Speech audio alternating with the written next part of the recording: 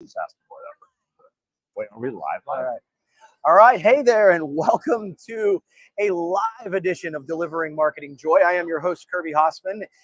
Come every week, but we don't always get to do it live. And joining me today is a true disruptor, and he's launching a brand new company. It's been the talk of the PPAI Expo, which is where we are. Jason Lucash, man, thank you so much. Thanks for having me, Kirby. Wait, are we live? We're live.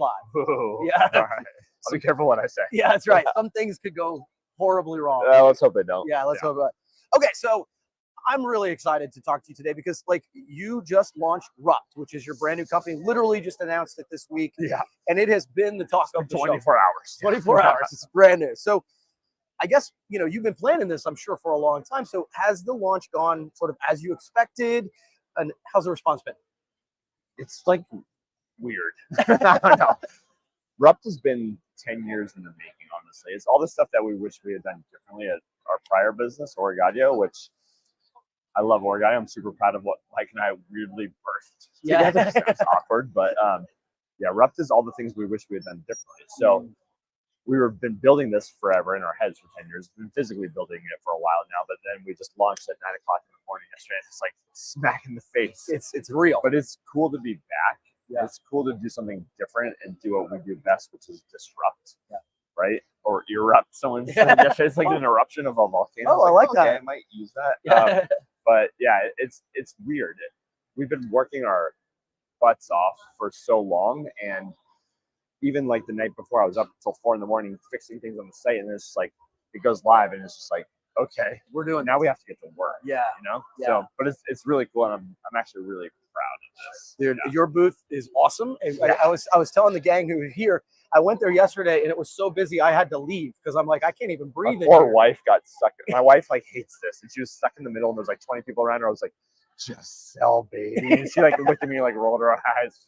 I talked to your wife yesterday in the booth. She's doing great. Comfort zone. Well, I guess it leads nicely into my next question because you've launched before.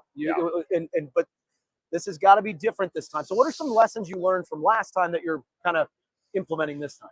We're launching great question. We're launching it a year 7 of Origadio. I mean, we've got a 30 by 30 booth, right?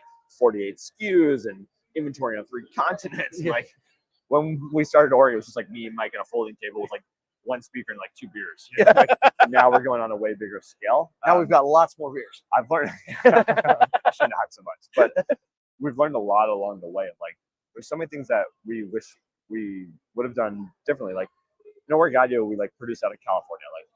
I'm from California. It's great, but expensive state. It was not good for shipping. We didn't have a good product ethos. We built product, we layered it on. Now everything's 100% recycled across the board, carbon neutral, decorate on 3 continents. So it's all things I've learned, and it's based on what distributors have asked for, honestly, over the last decade plus. So you were able to. What I hear is you're I'm able to launch more intentionally, whereas before it was it was just we would throw stuff at the wall to see what sticks. But now I know what sticks, and all I'm gonna do now is put out hit records. I guess I would try it. Yeah, that's the goal. So you mentioned it, and so I love that. One of the ways that you're going to disrupt or erupt today is through sustainability and including the aspect with packaging, which I thought when I talked, Mike told me a little bit about this, and I was so excited about this. So can you talk about this? Yeah. And then B, talk about, if you don't mind, the ways you come up with ideas for the packaging to become reusable. Yeah. So again, I'm going to reference my prior business, Origadio. We made the Rhapsody headphones, which everyone loved. It was in a gold box, but all of our employees used that as their computer monitor stand in the office. Really? Would use the drawers to keep paper clips and stuff in. And I was like, man, I wish we intended for this to be the use. Yeah. So that's where the idea for Second Life kind of came from.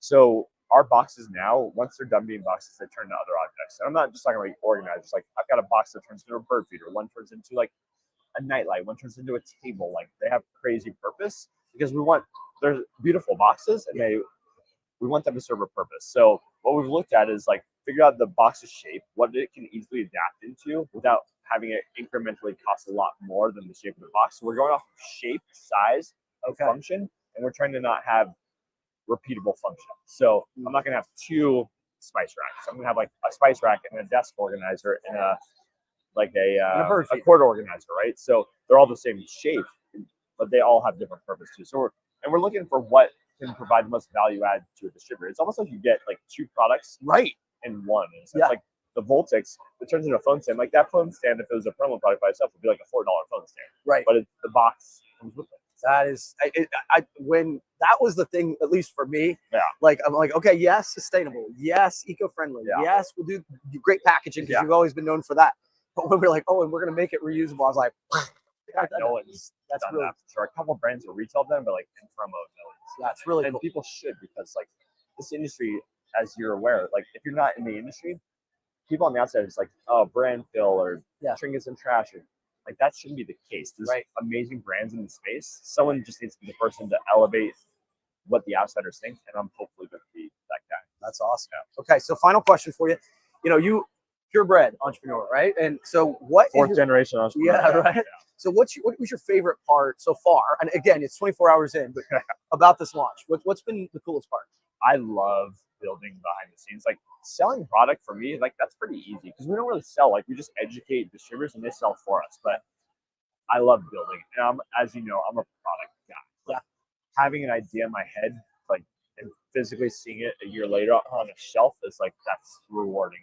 So I can see that. Taking crazy ideas and making them reality, that's my favorite part for sure. That totally makes sense. And one of the things I would say is because you do such a great job with product, that's the reason it's easy to sell. Yeah, right. For sure. Yeah, I build I have a very high standard, and we're building now because we're distributing in Europe. It's like Europe compliance standard. Like we're doing stuff way more elevated than we did before, and I'm more proud of what I've built now than what I built before. That's so awesome. Yeah. That's awesome. Well, thanks, man. I appreciate you. No problem. Wait, do I get to ask you a question? You can ask me a question. Right, ask me anything. I'm gonna ask you a hard question. Okay, cool.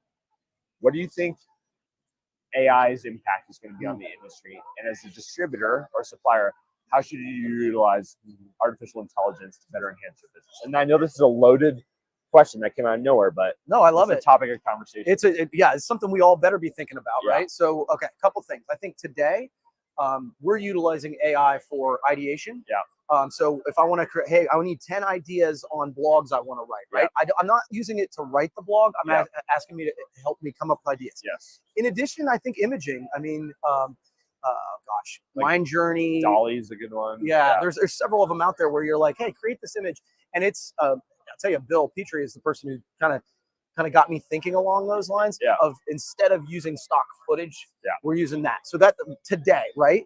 But I think what's in my mind is figuring out a way to put every single presentation or recommendation of products that as a company we've ever used, put that into a ChatGPT or something like that, and then make that become our search function so that it can help us faster create presentations and ideas. So that's one of the ideas. I think it's spot on for sure. And I think a lot of other distributors need to take a page out of your book because it'll further enhance their business and allow them to sell more effectively as well too. I hope so. You're on to good things. Yeah. Dude, thanks, Kirby. Thank you so much. And congratulations. Seriously, if you're watching this live, if you haven't checked out the Rupp booth, please head down there. What's the number? 900? 1019. Also rupp.com, rupt.com. Yeah. All right. Well, thank you so much. Thanks, guys. Thanks, Thank you so much for watching. Thanks, guys. We'll see you next time.